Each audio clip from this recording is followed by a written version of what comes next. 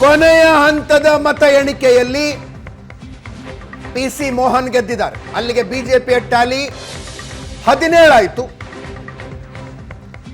ಬಿಜೆಪಿಯ ಟ್ಯಾಲಿ 17, ಕಾಂಗ್ರೆಸ್ನ ಟ್ಯಾಲಿ 9 ಆಯಿತು.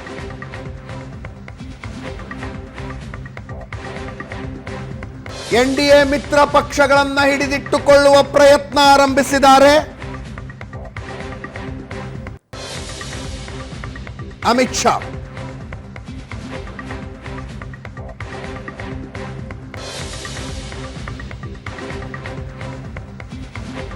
ಎನ್ಡಿಎ ಮಿತ್ರ ಪಕ್ಷಗಳನ್ನು ಸಂಪರ್ಕಿಸುವ ಪ್ರಯತ್ನದಲ್ಲಿ ಅಮಿತ್ ಶಾ ನಿರತ.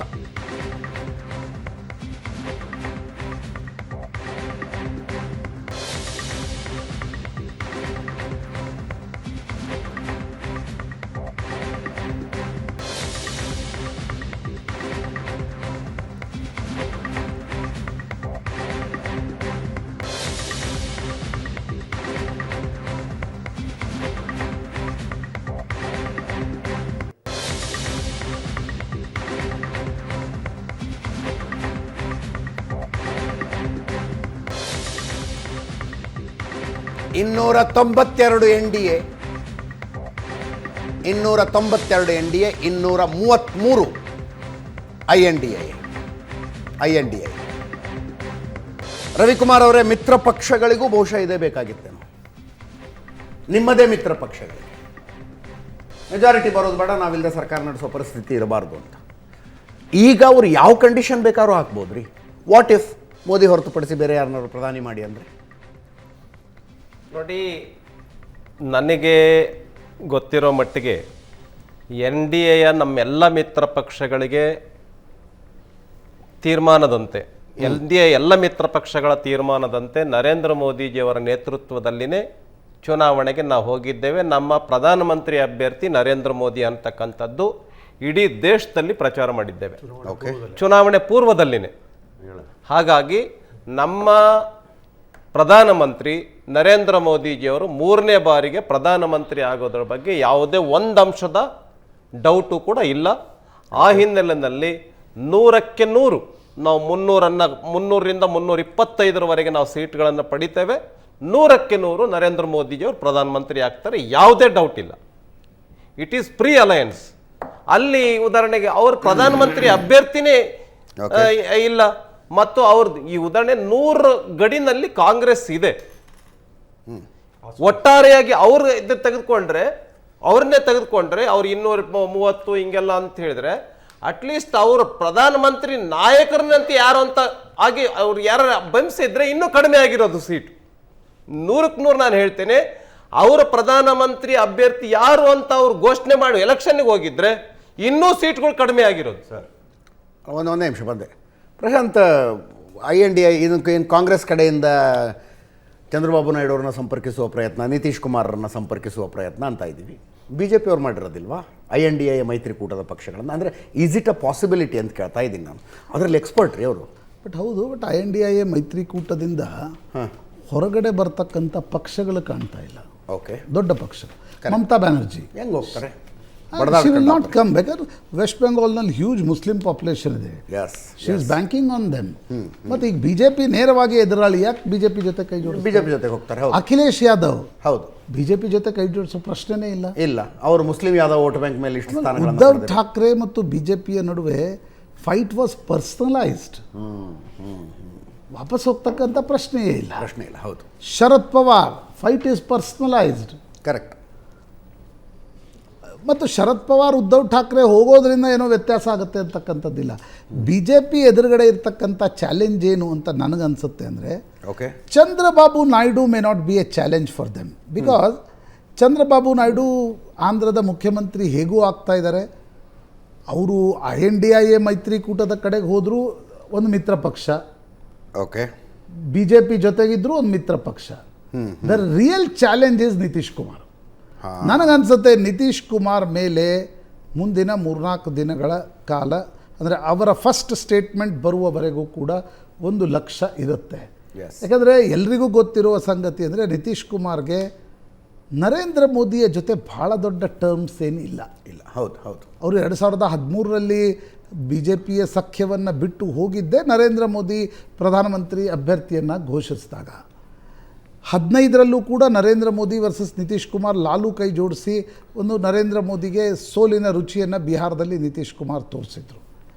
ಆದರೆ ನಿತೀಶ್ ಕುಮಾರ್ ಏಕಾಂಗಿಯಾಗಿ ಹೋದರೂ ಏನು ಅಂದರೆ ಭಾಳ ದೊಡ್ಡ ವ್ಯತ್ಯಾಸ ಆಗುತ್ತೆ. ಆದರೆ INDIA ಮೈತ್ರಿಕೂಟ ಪ್ರಧಾನಮಂತ್ರಿ ಅಭ್ಯರ್ಥಿಯ ಆಫರನ್ನೇನಾದರೂ ನಿತೀಶ್ ಕುಮಾರ್ಗೆ ನೀಡಿದರೆ ಆಗ ನಿತೀಶ್ ಕುಮಾರ್ ಏನು ಮಾಡ್ತಾರೆ ನೋಡಿ.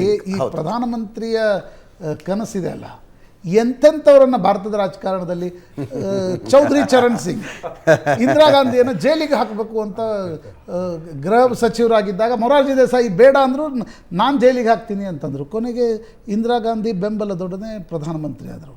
ಚಂದ್ರಶೇಖರ್ ಗಾಂಧಿ ಕುಟುಂಬವನ್ನು ವಿರೋಧಿಸಿ ಹೊರಗಡೆ ಬಂದವರು, ಯಂಗ್ ಟರ್ಕ್ ಕಾಂಗ್ರೆಸ್ನಲ್ಲೇ ಇದ್ದರು. ಅವರು ಕೊನೆಗೆ ರಾಜೀವ್ ಗಾಂಧಿ ಬೆಂಬಲದೊಡನೆ 4 ತಿಂಗಳ ಕಾಲ ಪ್ರಧಾನಮಂತ್ರಿ ಆದರು. ಇಬ್ಬರು ಕಾನ್ಸ್ಟೇಬಲ್ ಹರಿಯಾಣದವರು 10 ಜನಪಥ ಹೊರಗೆ ನಿಂತಿದ್ರು ಅನ್ನುವ ಕಾರಣಕ್ಕೋಸ್ಕರ ಕಾಂಗ್ರೆಸ್ ಬೆಂಬಲ ಹಿಂತೆಗೆದುಕೊಳ್ತು. ಚಂದ್ರಶೇಖರ್ರ ಪೊಲಿಟಿಕಲ್ ಕರಿಯರೇ ಮುಗಿದು ಹೋಗಿದೆ. ಹೌದು ಹೌದು. ಹೀಗಾಗಿ ಈ ಪ್ರಧಾನಮಂತ್ರಿಯ ಸ್ಥಾನದ ಒಂದು ಹಂಬಲ ಮತ್ತು ಕನಸು ಇದೆ ಅಲ್ವಾ, ಇದು ಎಂತೆಂಥವರನ್ನು ವಿಚಲಿತಗೊಳಿಸುತ್ತೆ. ಹಾಗಾಗಿ ನಿತೀಶ್ ಕುಮಾರ್ ಏನು ಮಾಡ್ತಾರೆ ಅಂತಕ್ಕಂಥದ್ರ ಬಗ್ಗೆ ನಾನಂದರೆ ನಿತೀಶ್ ಕುಮಾರ್ ಹೋಗಿಯೇ ಬಿಟ್ಟರು ಆ ರೀತಿ ಹೇಳ್ತಾ ಇಲ್ಲ. Politics anything can happen. ಮತ್ತು 10 ವರ್ಷಗಳ ನಂತರ ಭಾರತದ ರಾಜಕಾರಣದಲ್ಲಿ game is open. Game is open. ಈಗ ಭಾರತದ ರಾಜಕಾರಣ ಒಂದು ಹೊಸ ತಿರುವನ್ನು ಪಡೆಯುತ್ತೆ. I fully agree with Ravikumar. ಇಲ್ಲ, ಚಂದ್ರಬಾಬು ನಾಯ್ಡು ಮತ್ತು ನಿತೀಶ್ ಕುಮಾರ್, ನರೇಂದ್ರ ಮೋದಿಗೆ ಆ ಒಂದು ಪೊಲಿಟಿಕಲ್ ಸಾಮರ್ಥ್ಯ ಇದೆ. I fully agri. ಬಟ್ ಒಂದು ಸಾಧ್ಯತೆ, ಒಂದು ಓಪನ್ ಎಲ್ಲಿದೆ ಅಂತಂದರೆ ನಿತೀಶ್ ಕುಮಾರ್ NDA ಇಂದ ಡ್ರಾಮ್ಯಾಟಿಕಲಿ ಹೊರಗಡೆ ಬಂದರೆ ಆಗ 2 ಸಾಧ್ಯತೆಗಳಿರ್ತವೆ. ಲಾಲು ಯಾದವ್ರ ಮಗನನ್ನು ಮುಖ್ಯಮಂತ್ರಿ ಮಾಡುವ ಕನಸು ಕೂಡ ಇನ್ನೂ ಹಾಗೇ ಇದೆ. ತೇಜಸ್ವಿ ಯಾದವ್ರನ್ನು 25ರಲ್ಲಿ ನಿತೀಶ್ ಕುಮಾರರಿಗೆ ಬಿಹಾರದ ಚುನಾವಣೆಗಳಿವೆ. Correct. So anything can happen ಅಂತ ನನಗನ್ಸುತ್ತೆ. Will wait and watch for 48 hours. ಏನು ಬೇಕಾದರೂ ಆಗಬಹುದು. ಯಾಕಂದರೆ BJP ನೋಡಿ, BJPಯ ಸಾಮರ್ಥ್ಯ ಏನಿತ್ತು, ಕರ್ನಾಟಕದಲ್ಲಿ 17 ಶಾಸಕರನ್ನು ತೆಗೆದುಕೊಂಡ್ರು, ಮಹಾರಾಷ್ಟ್ರದಲ್ಲಿ ಅಜಿತ್ ದಾದಾ ಪವಾರನ್ನು ತೆಗೆದುಕೊಂಡ್ರು, ಬೇರೆ ಬೇರೆ ರಾಜ್ಯಗಳಲ್ಲಿ ಒಡೆಯುವ ಸಾಮರ್ಥ್ಯ ಯಾಕಿತ್ತು? ಮೋದಿ ದಿಲ್ಲಿಯಲ್ಲಿ ಗಟ್ಟಿಯಾಗಿದ್ರು. ಈಗ Modi is fall short of 32 seats. ಈಗ ದಿಲ್ಲಿಯ ಆಟ ಓಪನ್ ಆಗಿದೆ. ಓಕೆ. ನಿತೀಶ್ ಚಂದ್ರಬಾಬುರನ್ನು ಹೊರತುಪಡಿಸಿ NDA ಮೈತ್ರಿಕೂಟದಲ್ಲಿ ಟ್ಯಾಂಟ್ರಮ್ ತೋರಿಸಬಹುದಾದ ಇನ್ನೊಬ್ಬರು ಯಾರು? ನನಗೆ ಭಾಳ ಜನ ಅನಿಸಲ್ಲ. ಓಕೆ. ಯಾಕಂದರೆ ಇಬ್ಬರೇ ಇರೋದು ದೊಡ್ಡ ಸಂಖ್ಯೆಯಲ್ಲಿ. ಏಕನಾಥ್ ಶಿಂದೆ 5 ಸೀಟ್ ಏಕನಾಥ್ ಶಿಂದೆ ಗೆಲ್ತಾ ಇದ್ದಾರೆ. ಭಾಳ ದೊಡ್ಡ ಬಾರ್ಗೇನಿಂಗ್ ಪವರ್ ಏನಿರಲ್ಲ. ಮತ್ತು ಅವ್ರಿಗೆ BJP ಜಾಸ್ತಿ ಬೇಕು. ಕರೆಕ್ಟ್. ಚಂದ್ರಬಾಬು ನಾಯ್ಡುಗೆ ನೋಡಿ, ಯಾವ ಸರ್ಕಾರದಲ್ಲಾದರೂ ಇಫ್ ಯು ಆರ್ ಮಿತ್ರ ಪಕ್ಷ ಭಾಳ ದೊಡ್ಡ ಏನು ಪ್ರಧಾನಮಂತ್ರಿ ಆಗಬೇಕು ಅಂತಕ್ಕಂಥದ್ದೇನು ಚಂದ್ರಬಾಬು ನಾಯ್ಡು ಅವ್ರದ್ದು ಇರಲ್ಲ ಮತ್ತು ಆಗೋದು ಇಲ್ಲ. ಓಕೆ. ಬಟ್ ನಿತೀಶ್ ಕುಮಾರ್ ಅವ್ರು ಪಲ್ಟಿ ಹೊಡಿತಾ ಇದ್ದದ್ದು ಯಾಕೆ ಅಜಿತ್? ಅಧಿಕಾರ. ಅವರು BJPಯನ್ನು 2022ರಲ್ಲಿ ಬಿಟ್ಟು INDIAಗೆ ಬಂದಿದ್ದೆ ಅವರೇ ಸ್ವತಃ ಓಡಾಡಿದರು. ಅವ್ರು ಕನ್ಫ್ಯೂಸ್ ಮಾಡಿದ್ದು ಕರ್ನಾಟಕದ ಚುನಾವಣೆ. ಕರ್ನಾಟಕದಲ್ಲಿ ಯಾವಾಗ ಕಾಂಗ್ರೆಸ್ ಗೆತ್ತು, ಕಾಂಗ್ರೆಸ್ಗೆ ಅನಿಸ್ತು ನಮಗೆ ಒಂದು ಅವಕಾಶ ಇದೆ, ನಾವು ಯಾಕೆ ನಿತೀಶ್ ಕುಮಾರನ್ನು ಸಂಯೋಜಕ ಮಾಡಬೇಕು ಅಂತ ಅವ್ರು ಕಾಯಿಸಿದ್ರು ಅವರನ್ನು. ಈಗ ಅದೊಂದು ಗಾಡ್ ಸೆಂಟ್ ಅಪಾರ್ಚುನಿಟಿಯೋ ಗೊತ್ತಿಲ್ಲ, ನಿತೀಶ್ ಕುಮಾರ್ಗೆ ಒಂದು ಅವಕಾಶ ಬಂದಿದೆ. ಏನು ಮಾಡ್ತಾರೆ? ಬಟ್ ಸುಲಭ ಇಲ್ಲ. 15 ಸ್ಥಾನಗಳನ್ನು ಇಟ್ಕೊಂಡು ಪ್ರಧಾನಮಂತ್ರಿ ಆಗೋದು ಸುಲಭ ಇಲ್ಲ. It's not very easy. ದೇವೇಗೌಡರಾದಾಗ ಎಷ್ಟಿತ್ತು ಅವ್ರಿಗೆ? 16 ಇತ್ತು. ಬಟ್ ಜನತಾದಳ ಫಾರ್ಮೇಷನ್ ಇತ್ತು. ಜನತಾದಳ ಫಾರ್ಮೇಷನ್. ಕರ್ನಾಟಕದಿಂದ 16 ಗೆದ್ದಿದ್ರು ಕೂಡ ಆಗ ಲಾಲು ಇವರೆಲ್ಲ ಜನತಾದಳದಲ್ಲೇ ಇದ್ರು. ಈಗ ನಿತೀಶ್ ಕುಮಾರ್ 16 ಇಟ್ಕೊಂಡು ಪ್ರಧಾನಮಂತ್ರಿ ಆಗೋದು ಸುಲಭ ಇಲ್ಲ. ಬಟ್ ನಿತೀಶ್ ಕುಮಾರ್ ಮತ್ತು ಚಂದ್ರಬಾಬು ನಾಯ್ಡುಗೆ ಹ್ಯೂಜ್ ಬಾರ್ಗೇನಿಂಗ್ ಪವರ್ ಬಂದಿದೆ ಅನ್ನೋದು ಸ್ಪಷ್ಟ. ಅವ್ರೇನು ಹೇಳ್ತಾರೆ ಅದು. ಅಜಿತ್ ಸರ್, ಮಾನ್ಯ ರವಿಕುಮಾರ್ ಮಾತಾಡ್ತಾ ಇದ್ರು, ಇವರು 100 ಸೀಟ್ ಕೂಡ ದಾಟಿಲ್ಲ, ಪ್ರಧಾನಮಂತ್ರಿ ಹೇಳಲಿಲ್ಲ. ನಾವು ಎಲೆಕ್ಷನ್ ಟೈಮಲ್ಲಿ ಪ್ರಧಾನಮಂತ್ರಿ ಯಾರು ಅಂತ ಹೇಳಿರಲಿಲ್ಲ. ನಾವು ಗೆದ್ದ ನಂತರ ಮುಗಿದ ಮೇಲೆ ಹೇಳಿದ್ರು. ಮಲ್ಲಿಕಾರ್ಜುನ್ ಖರ್ಗೆ ಅವರು ಹೇಳಿದ್ರು, ರಾಹುಲ್ ಗಾಂಧಿ ನಮ್ಮ ಪ್ರಧಾನಿ ಅಭ್ಯರ್ಥಿ. ಒಂದ್ ನಿಮಿಷ, ನಾವು ಪರಿಸ್ಥಿತಿ ಬೇರೆ ಇರೋದು. ಒಂದ್ ನಿಮಿಷ ಪರಿಸ್ಥಿತಿ ಬೇರೆ ಏನಾಗಿದೆ ಅಂತ ಜನ ನೋಡಿದ್ದಾರೆ. ನಾವು 400 ದಾಟ್ತೀವಿ ಅಂತ ಹೇಳಿದ್ರಿ, ಜನಗಳ ಮುಂದೆ ಏನೆಲ್ಲ ಹೇಳಿದ್ರಿ, ಏನೆಲ್ಲ ಮಾಡಿದ್ರೆ 10 ವರ್ಷ ಅಂತ ನೋಡಿದ್ದೆ. ಈಗ ಆಕ್ಚುಲಿ ಹೇಳ್ಬೇಕು ಅಂತಂದ್ರೆ ನಿಮ್ಮ ನಂಬರ್ನ ಕ್ರೋಢೀಕರಣ ಮಾಡಿ 272 ಮಾಡಿ ಸರ್ಕಾರ ಮಾಡ್ಬೋದನ್ನ ಟೆಕ್ನಿಕಲಿ. ನರೇಂದ್ರ ಮೋದಿ ಅವರು ನಡ್ಕೊಂಡಂತ ರೀತಿ 10 ವರ್ಷಗಳಲ್ಲಿ ನಾನು ವಿಶ್ವ ನಾಯಕ ಅಂತ ಪ್ರೊಜೆಕ್ಟ್ ಮಾಡ್ಕೊಂಡು ನಾನು ಬಿಟ್ಟರೆ ಯಾವುದಿಲ್ಲ ಸರ್ವಾಧಿಕಾರಿ ಧೋರಣೆ ಅಂತರೂ ಜನ ತಿರಸ್ಕಾರ ಮಾಡಿರಂತ ತಿಳ್ಕೊಬೇಕಾಗ್ತದೆ. ಯಾವ UP-ಯಲ್ಲಿ ನೀವು ರಾಮ ಮಂದಿರದ ಬಗ್ಗೆ ಮಾತಾಡ್ತಾ ಇದ್ರು, ಯಾವ UP-ಯಲ್ಲಿ ನೀವು ಬುಲ್ಡೋಸರ್ ಬಾಬಾ ಇಟ್ಕೊಂಡು ಕೆಲಸ ಮಾಡ್ತಾ ಇದ್ರು, ಇವತ್ತು ಮನೆಗೆ ಕಳಿಸಿರ್ಬೇಕಾದ್ರೆ ನೈತಿಕ ಹೊಣೆ ಎತ್ಕೊಂಡು ನಾನು ಸರ್ಕಾರ ಮಾಡಲ್ಲ ಅಂತಕ್ಕಂಥ ನೈತಿಕತೆ ತೋರಿಸಬೇಕಾಗ್ತದೆ. ಬೇರೆಯವ್ರ ಬೇಕಾ ಸರ್ಕಾರ ಮಾಡಲಿ ಅಂತ ಹೇಳ್ಬೇಕಾಗಿ. It's not only number the way ಜನ ತಿರಸ್ಕಾರ ಮಾಡೋದು ನಿಜ. ಹೇಳ್ತೀನಿ, ಕರ್ನಾಟಕದಲ್ಲಿ ತಾಕತ್ತಿದ್ರೆ ನೀವು 28 ನಾನು ಅವತ್ತು ಸವಾಲು ಕೂಡ ಇದೆ, ಇದೇ ಚಾನಲ್.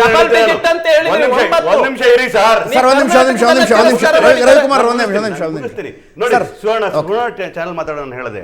ಇವರೆಲ್ಲರೂ ಕೂಡ ಅಂದ್ರೆ ಅಮಿತ್ ಶಾ ಬಂದು ಹೇಳೋದು 28ಗೆ 28 ಗೆಲ್ಲೋ ಕಾರಣಕ್ಕೋಸ್ಕರ ನಾವು ಕುಮಾರಸ್ವಾಮಿ ಜೊತೆ ಅಲೈನ್ಸ್ ಮಾಡಿದ್ವಿ, ನಾವು ಗೆಲ್ತೀವಿ, ನಿಮ್ಗೆ ಶೂನ್ಯ ಸಾಧನೆ ಮಾಡ್ತೀವಿ ಅಂತ ಹೇಳಿದ್ರಿ. ನಾವು ಇವತ್ತು 1 ಸೀಟ್ ಇರೋದು 9 ಸೀಟು 10 ಸೀಟು ಬಂದಿದ್ದೀವಿ ಅಂತ ಹೇಳ್ತೀನಿ ರೀ. ಹೇಳ್ತೀನಿ ಕೇಳ್ಕೊಳ್ಳಿ. ನಾವು 20 ಸೀಟ್, ನಾವು 1 ನಿಮಿಷ, ನಾವು 20 ಸೀಟ್ ಗೆಲ್ತೀವಿ ಅಂತ ಹೇಳಿ ನಾವೀಗ 10 ಸೀಟು 9 ಸೀಟ್ ಗೆದ್ದಿದ್ದೀವಿ ಅಂತ ಇಟ್ಕೊಳ್ಳಿ. ನಾನೇನು ಹೇಳ್ತಾ ಇದ್ದೀನಿ ಅಂತಂದರೆ, ನರೇಂದ್ರ ಮೋದಿಯವರ ಸ್ಟೇಕ್ಸ್ ಎಷ್ಟಿತ್ತು, ಯಾವ ರೀತಿಯಿಂದ ಮಾತಾಡ್ತಾ ಇದ್ರು. ಅವ್ರು ಹೇಳಿದ್ರು ನಾನು ವಿರೋಧ ಪಕ್ಷಗಳನ್ನ ದಿಕ್ತಪ್ಪಿಸ್ಲಿಕ್ಕೆ 400 ಸೀಟ್ ಬರಬೇಕು ಅಂತಕ್ಕಂಥ ನಿಮ್ಮ ಗುರಿ ಇದ್ದಿದೆ 400 ಸೀಟ್ ಅಂತಕ್ಕಂಥದ್ದು. ಇವತ್ತೊಂದು ದಿವಸ ನೀವು ಇಂಡಿಪೆಂಡೆಂಟ್ ಆಗಿ 272 ದಾಟಲಿಲ್ಲ, ನೀವು ಅದಕ್ಕಿಂತ ಕಡಿಮೆ ಇದ್ದೀರಿ. 63 ಸೀಟ್ ಕಡಿಮೆ ಆಗಿದೆ ಬೇರೆ ಟೈಮ್ಗಿಂತನೂ. ನೀವು 353 ಸೀಟ್ಗಳು ತಗೊಂಡಿದ್ದವರು ನಿಮ್ಮ NDA ಪಾರ್ಟ್ನರ್ಸ್ ಇವತ್ತು ಎಷ್ಟಲ್ಲಿ ನಿಂತಿದ್ದೀರಿ ನೀವು. ಇವ್ರು ನಾಟ್ ಕ್ರಾಸ್ 300 ಅಂತ ಮರಿಬಾರ್ದು ಅಂತ ಮಾತು ಹೇಳ್ತೀನಿ. ಜನ ತಿರಸ್ಕಾರ ಮಾಡ್ರೆ ನಿಜ, ಅದು ನೈತಿಕತೆ ಹೊಣೆವರೆಗೂ ನಂಬರ್ ಟೆಕ್ನಿಕಲ್ ಟೆಕ್ನಿಕಲ್ 272 ಮಾಡಬಹುದು. ಈ ಟೆಕ್ನಿಕಲ್ ಇನ್ನೊಬ್ರು ನೀವು ಹೇಳಿದಂಗೆ ನಿತೀಶ್ ಕುಮಾರ್ ಚಂದ್ರಬಾಬು ನಮ್ಮ ಹತ್ರ ನಾವು ಟೆಕ್ನಿಕಲಿ ಫಾರ್ಮ್ ಮಾಡಬಹುದು. That is after the poles ಆಗ್ತಕ್ಕಂಥದ್ದು. ಆದ್ರೆ ನೀವು ಯಾವ ನಾಯಕತ್ವ ಒಪ್ಕೊಂಡು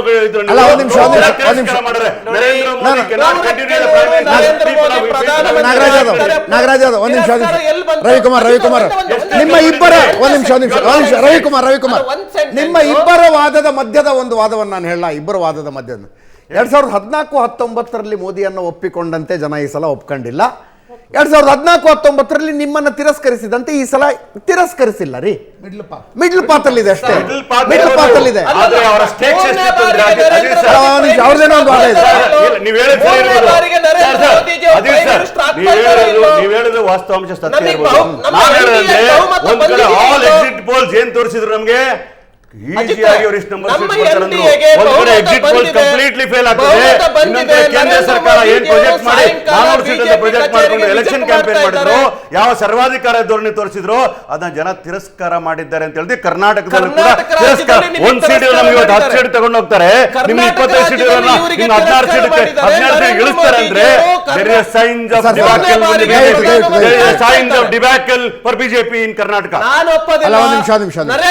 ಅಂದುಕೊಂಡ ಗುರಿಗಿಂತ ಒಂದ್ ನಿಮಿಷ ಸರ್ ಕರ್ನಾಟಕದಲ್ಲಿ ಬಂದಿಲ್ಲ, ತಿರಸ್ಕಾರ ಮಾಡಿದ್ದಾರೆ. ಒಂದ್ ನಿಮಿಷ ಇರಿ, ತಾಳ್ಮೆ ಇರಲಿ. ಎಲ್ಲಿದೆ ನಿಮ್ ಗ್ಯಾರಂಟಿ? ಅಲ್ಲ, ನಿಮ್ಮ ವಾದ ಏನು? ಪ್ರಧಾನಮಂತ್ರಿ ನರೇಂದ್ರ ಮೋದಿ ಅವರು ಈಗ ನೈತಿಕ ಹೊಣೆ ಹೊತ್ತು ಮತ್ತೆ ಪ್ರಧಾನಿ ಆಗಬಾರ್ದು, ಅವ್ರು claim ಮಾಡಲೇಬಾರ್ದು.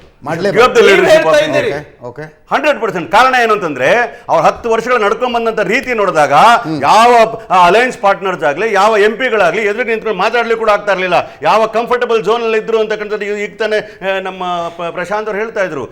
Narendra Modi administrate 10 years in very most comfortable position, single party majority ಇಟ್ಕೊಂಡು. ಹಾಗಾಗಿ ಅವ್ರಿಗೆ ಬೇಕಾಗಿದ್ದನ್ನೆಲ್ಲ ಮಾಡ್ಲಿಕ್ಕೆ ಆಗಿತ್ತು. ಆದ್ರೆ ಇವತ್ತು ಜನ ತಿರಸ್ಕಾರ ಮಾಡಾಗ ನಿಮ್ಮ ಯೋಜನೆಗಳನ್ನ ಜನ ತಿರಸ್ಕಾರ ಮಾಡಿದ್ದಾರೆ, ನಿಮ್ಮ ನಾಯಕತ್ವವನ್ನು ತಿರಸ್ಕಾರ ಮಾಡಿದ್ದಾರೆ. ಈ ದೇಶ ನಿಮ್ಮ ನಾಯಕತ್ವ ಬೇಡ ಅಂತ ತೋರಿಸಿದ್ದಾರೆ. ಅದು ಕೂಡ ತೋರಿಸ್ತೀನಿ ಕೇಳಿ. ಅವರ ಅಲಯನ್ಸ್ ಪಾರ್ಟ್ನರ್ NDA ಇದ್ದರು, ಆ ನಂಬರ್ನ ರಿಟೈನ್ ಮಾಡ್ಕೊಂಡಿದ್ದಾರೆ. ನಂಬರ್ ಕಡಿಮೆ ಆಗಿರ್ತಕ್ಕಂಥದ್ದು BJP ಇದನ್ನ ಮಾತು ಹೇಳ್ತಾ ಇದ್ದೀನಿ. BJP is performed very badly in Uttar Pradesh other state. ಒಂದಿರೋರು 9 ಆಗಿದ್ದೀವಿ, ಅದನ್ನ ಅಪ್ರಿಶಿಯೇಟ್ ಮಾಡಬೇಕು. ಸಿದ್ದರಾಮಯ್ಯ ರಾಜೀನಾಮೆ ಕೊಡ್ತಾರಾ? ಒಂದ್ ನಿಮಿಷ, ಒಂದು ಸೀಟ್ ಇರೋದನ್ನ ಒಂದೇ ಒಂದು ಸೀಟ್ ಇತ್ತು, ಡಿ.ಕೆ. ಸುರೇಶ್ ಅವರು ಸೋತ್ರು. ಡಿ.ಕೆ. ಶಿವಕುಮಾರ್ ಸೋತ್ರು. ಸರ್, ಒಂದ್ ನಿಮಿಷ, ಡಿ.ಕೆ. ಶಿವಕುಮಾರ್ ರಾಜೀನಾಮೆ ಕೊಟ್ಟರು. ನಾಗರಾಜ್ ಯಾದವ್, ಡಿ.ಕೆ. ನಾಗರಾಜ್ ಯಾದವ್. ಸುರೇಶ್ ಸೋತ್ರಲ್ಲ. ಅಲ್ಲ ಸರ್, ಒಂದ್ ನಿಮಿಷ. ಹೆಂಗ್ ನಾಗರಾಜ್ ಯಾದವ್, ಮಾತಾಡೋದು? ನಾಗರಾಜ್ ಯಾದವ್, ಒಂದ್ ನಿಮಿಷ, ಒಂದ್ ನಿಮಿಷ. ಆಂಕರ್ಗೂ ಮಾತಾಡಕ್ ಬಿಡಲ್ಲ, ಸರ್, ಒಂದ್ ನಿಮಿಷ. ಯಾಕೆ ಹಿಂಗ ಯಪ್ಪ, ನಾಗರಾಜ್ ಯಾದವ್ ಮಾತಾಡಬೇಕು ಬಿಡಿ ಅಂತ ಇವತ್ತು ರವಿಕುಮಾರ್ ಅವ್ರಿಗೆ ಹೇಳ್ತಾ ಇದ್ದಾರೆ. ನಾಗರಾಜ್ ಯಾದವ್ ಅವ್ರು ಮಾತಾಡಕ್ ಬಿಡಿ ಅಜಿತ್ ಅನ್ನ ಅಂತ ಹೇಳ್ತಾ ಇದ್ದಾರೆ. ಅಜಿತ್ ಸರ್ ನಾಗರಾಜ್ ಯಾದವ್, ಒಂದ್ ನಿಮಿಷ. ಒಂದ್ ನಿಮಿಷ ಸರ್. ಒಂದೇ ಒಂದು ಸೆಂಟೆನ್ಸ್ ಹೇಳ್ತೀನಿ. ಮೈಸೂರಿನಲ್ಲಿ ಡಿ.ಕೆ. ಸಿದ್ದರಾಮಯ್ಯ ಅವರು ಸೋತ್ರು. ಮೈಸೂರಿನಲ್ಲಿ ನಾವು ಗೆದ್ವಿ. ಸರ್, ಒಂದ್ ನಿಮಿಷ. ನಮ್ಮ ಒಡೆಯರ್ ಅವರು ಗೆದ್ರು. ಎರಡನೇದು ಡಿ.ಕೆ. ಸುರೇಶ್ ಅವರು ಸೋತ್ರು. ಡಿ.ಕೆ. ಶಿವಕುಮಾರ್ ಸೋತ್ರು. ಇಲ್ಲಿ ಸುರೇಶ್ ಅವರು ಸೋಲೋದ್ರ ಮೂಲಕ ಯಾರು ನೈತಿಕ ಹೊಣೆ ಹೊತ್ತರು? ಗ್ಯಾರಂಟಿ ರವಿಕುಮಾರ್, ನಾಗರಾಜ್ ಯಾದವ್ ಅವರ ಆಗ್ರಹ ಬೇಡಿಕೆ ಫೇರ್ ಇನಫ್. ಚುನಾವಣೆಯಲ್ಲಿ ಹಿನ್ನಡೆ ಆಗಿದೆ. ಸರ್, ಒಂದ್ ನಿಮಿಷ ಕೇಳಿಸ್ಕೊಳ್ಳಿ. ನೀವು ಬಿಡಿ ಸರ್ ನನ್ನ ಮಾತಾಡಕ್ಕೆ, ನೀವು ಬಿಡಿ ನನ್ನ ಮಾತಾಡೋದಕ್ಕೆ.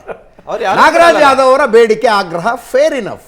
ನರೇಂದ್ರ ಮೋದಿ ಅವರನ್ನ ಹಿಂದೆ ಗೆಲ್ಲಿಸಿದಂತೆ ಈ ಸಲ ಗೆಲ್ಲಿಸಿಲ್ಲ, ಆದ್ರಿಂದ ಕ್ಲೇಮೇ ಮಾಡಬೇಡಿ ನೀವು ಅಂತ. 2018 ವಿಧಾನಸಭಾ ಚುನಾವಣೆಯಲ್ಲಿ 2013ರಲ್ಲಿ ಕಾಂಗ್ರೆಸ್ ಅನ್ನ ಬೆಂಬಲಿಸಿದಂತೆ, ಸಿದ್ದರಾಮಯ್ಯನವ್ರನ್ನ ಬೆಂಬಲಿಸಿದಂತೆ ಜನ ಬೆಂಬಲಿಸಲಿಲ್ಲಪ್ಪ. ನೀವೇನ್ ಕ್ಲೇಮ್ ಮಾಡೋದು ಬಿಟ್ಬಿಟ್ರ ನೀವು?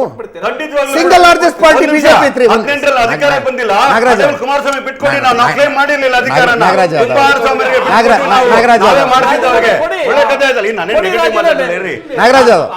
ನೀವು ಕ್ಲೇಮ್ ಮಾಡೋದು ಬಿಟ್ರಾ? ಆದ್ರೆ ಈಗ ಬಂದಿರೋ ವಿಚಾರ ಏನ್ ಗೊತ್ತಾ ಸರ್, ಯಾವ ರೀತಿಯಾದ ಅಡ್ಮಿನಿಸ್ಟ್ರೇಷನ್ ಅವ್ರು ಕೊಟ್ರು, ಯಾವ ನಾಯಕತ್ವವನ್ನು ಕೊಟ್ರು, ಯಾವ ವಿಶ್ವ ನಾಯಕ ಅಂತೇಳಿ ಬಿಂಬಿಸ್ಕೊಂಡ್ರು, ಆ ಒಂದು ಕಂಫರ್ಟಬಲ್ ಝೋನ್ ಇಲ್ಲ ಅಂತಕ್ಕಂಥದ್ದು. ಯಾಕಂದ್ರೆ ಅವರು ನಡೆದು ಬಂದಂತ ದಾರಿ ಆ ತರ ರಾಜಮಾರ್ಗ ಆಗಿತ್ತು. ಈಗ ರಾಜಮಾರ್ಗ ಇವತ್ತು ಅಡ್ಡದಾರಿ ಹಿಡಿದಿರ್ತಕ್ಕಂಥದ್ರಿಂದ ಜನ ನಿಮ್ಗೆ ಒಪ್ಕೊಂಡಿಲ್ಲ ಅಂತಕ್ಕಂಥ ನೈತಿಕವಾಗಿ ಒಪ್ಕೊಳ್ಳಿ. ಟೆಕ್ನಿಕಲಿ ನೀವು ಸರ್ಕಾರ ಮಾಡಾಕಿದ್ರೆ ಮಾಡಿ, ಬೇಡ ಅಂತ ಹೇಳಲ್ಲ. ಆದ್ರೆ ಜನ ಇಲ್ಲಿ ಒಂದ್ ನಿಮಿಷ, ಆದ್ರೆ ಒಂದು ಸೀಟ್ ಇರ್ತಕ್ಕಂಥ ಸರ್, ಒಂದು 30 ಸೆಕೆಂಡ್ ನಾವು ಒಂದು ಸೀಟ್ ಸರ್, ಒಂದ್ ನಿಮಿಷ. ನಾಗರಾಜ್ ಯಾದವ್, ಕುಮಾರಸ್ವಾಮಿ ಅವರಿಗೆ ನಾಳೆ ದೆಹಲಿಗೆ ಬುಲಾವ್. ತಕ್ಷಣವೇ ಬರುವಂತೆ ಅಮಿತ್ ಶಾ ಸೂಚನೆ ಕೊಟ್ಟಿದ್ದಾರೆ. ನಾಳೆ NDA ಸಭೆ.